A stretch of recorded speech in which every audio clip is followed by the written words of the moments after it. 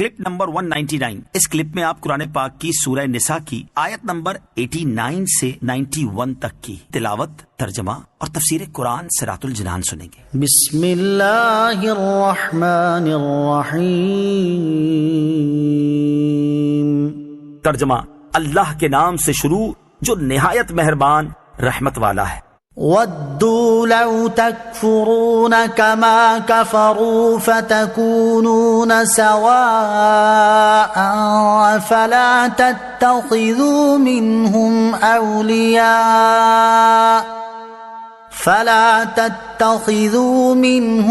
أَوْلِيَاءَ حَتَّى يُهَاجِرُوا فِي سَبِيلِ اللَّهِ فَإِن تَوَلَّوْا فَخُذُوهُمْ وَاقْتُلُوهُمْ حَيْثُ وَجَدتُّمُوهُمْ وَلَا تَتَّخِذُوا مِنْهُمْ وَلِيًّا وَلَا نَصِيرًا۔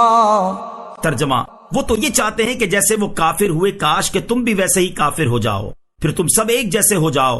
تم ان میں کسی کو اپنا دوست نہ بناؤ جب تک وہ اللہ کی راہ میں ہجرت نہ کریں، پھر اگر وہ منہ پھیریں تو انہیں پکڑو اور جہاں پاؤ قتل کرو، اور ان میں کسی کو نہ دوست بناؤ اور نہ ہی مددگار۔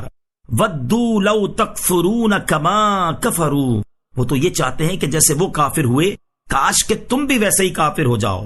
اس سے پہلی آیات میں منافقوں کی اپنی سرکشی کا بیان ہوا، اور اس آیت میں ان کے کفر و سرکشی میں حد سے بڑھنے کا بیان ہے۔ چنانچہ ارشاد فرمایا کہ اے مسلمانوں، جو منافق ایمان چھوڑ کر کفر و ارتداد کی طرف پلٹ گئے، وہ تو یہ چاہتے ہیں کہ جیسے وہ کافر ہوئے کہ کاش کہ تم بھی ویسے ہی کافر ہو جاؤ، پھر تم سب کفر میں ایک جیسے ہو جاؤ۔ اور جب ان کا یہ حال ہے تو تم ان میں سے کسی کو اس وقت تک اپنا دوست نہ بناؤ جب تک وہ اللہ تعالیٰ کی راہ میں ہجرت نہ کریں، اور اس سے ان کے ایمان کا ثبوت نہ مل جائے کہ ان کا ایمان اللہ تعالیٰ اور اس کے حبیب علیہ الصلوۃ والسلام کی رضا کے لیے ہے، کسی دنیاوی مقصد کے لیے نہیں ہے۔ پھر اگر وہ ہجرت کرنے سے منہ پھیریں اور کفر پر قائم رہنے کو اختیار کریں تو اے مسلمانوں، تم انہیں پکڑو اور جہاں پاؤ قتل کرو، اور اگر وہ تمہاری دوستی کا دعویٰ کریں اور دشمنوں کے خلاف تمہاری مدد کے لیے تیار ہوں تو ان کی مدد نہ قبول کرو، کیونکہ یہ بھی دشمن ہیں۔ إِلَّا الَّذِينَ يَصِلُونَ إِلَىٰ قَوْمٍ بَيْنَكُمْ وَبَيْنَهُم مِّيثَاقٌ أَوْ جَاءُوكُمْ حَصِرَتْ صُدُورُهُمْ أَن يُقَاتِلُوكُمْ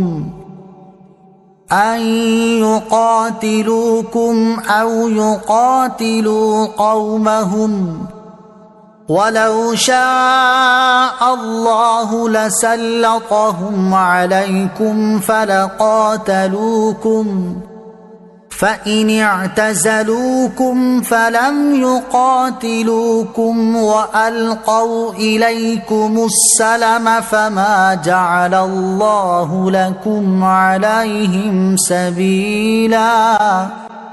ترجمہ، مگر ان لوگوں کو قتل نہ کرو جو ایسی قوم سے تعلق رکھتے ہوں کہ تمہارے اور ان کے درمیان امن کا معاہدہ ہو، یا تمہارے پاس اس حال میں آئیں کہ ان کے دل تم سے لڑائی کرنے سے تنگ آ چکے ہوں، یا تمہارے ساتھ مل کر اپنی قوم سے لڑیں، اور اللہ اگر چاہتا تو ضرور انہیں تم پر مسلط کر دیتا، تو وہ بے شک تم سے لڑتے۔ پھر اگر وہ تم سے دور رہیں اور نہ لڑیں اور تمہاری طرف صلح کا پیغام بھیجے تو صلح کی صورت میں اللہ نے تمہیں ان پر لڑائی کا کوئی راستہ نہیں رکھا۔ إِلَّا الَّذِينَ يَصِلُونَ إِلَىٰ قَوْمٍ، مگر جو ایسی قوم سے تعلق رکھتے ہوں۔ گزشتہ آیت میں قتل کا حکم دیا گیا تھا، اب فرمایا جا رہا ہے کہ کچھ لوگ اس حکم سے خارج ہیں۔ وہ یہ ہیں: نمبر 1، وہ لوگ جن کا ایسی قوم سے تعلق ہو جن سے تمہارا امن کا معاہدہ ہو چکا ہو۔ نمبر 2، وہ لوگ جو تم سے لڑائی نہ کریں۔ نمبر 3، وہ لوگ جو تمہارے ساتھ مل کر اپنی قوم سے لڑیں۔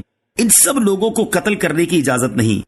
پھر اللہ تعالیٰ نے اپنا مزید احسان بیان فرمایا کہ اگر اللہ عز و جل چاہتا تو ضرور انہیں تم پر مسلط کر دیتا، تو وہ بے شک تم سے لڑتے اور تم پر غالب بھی آ جاتے، لیکن اللہ تعالیٰ نے ان کے دلوں میں رعب ڈال دیا اور مسلمانوں کو ان کے شر سے محفوظ رکھا۔ فَإِنِ اعْتَزَلُوكُمْ، پھر اگر وہ تم سے دور رہیں۔ یہاں فرمایا کہ اگر کفار تم سے دور رہیں اور نہ لڑیں بلکہ صلح کا پیغام بھیجیں تو اس صورت میں تمہیں اجازت نہیں کہ تم ان سے جنگ کرو۔ بعض مفسرین فرماتے ہیں کہ یہ آیت منسوخ ہے اور اب اسلامی سلطان کو صلح کرنے نہ کرنے کا اختیار ہے۔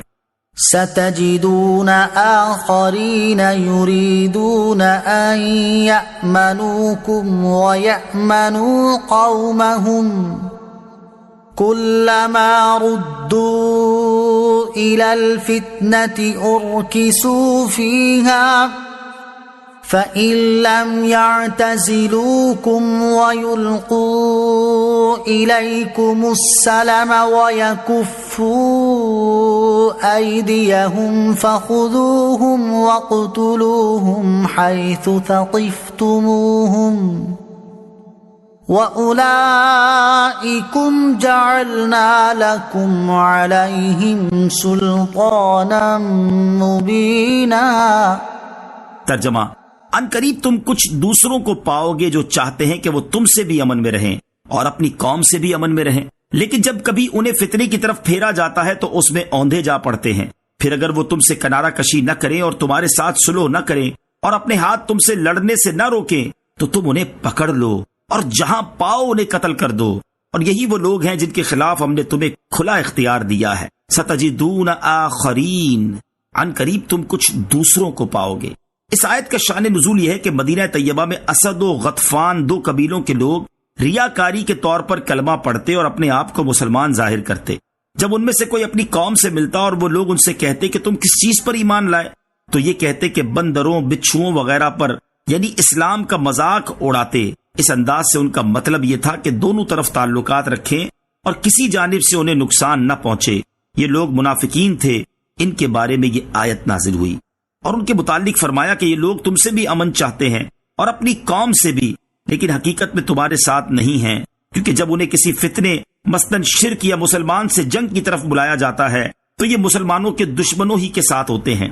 مزید ان کے متعلق فرمایا کہ اگر یہ لوگ تمہارے ساتھ جنگ کرنے سے باز آ کر ایک طرف نہ ہو جائیں اور تمہارے ساتھ صلح نہ کریں تو ان کے کفر اور غداری اور مسلمانوں کو نقصان پہنچانے کے سبب ہم نے تمہیں ان کے قتل کرنے کا کھلا اختیار دیا ہے۔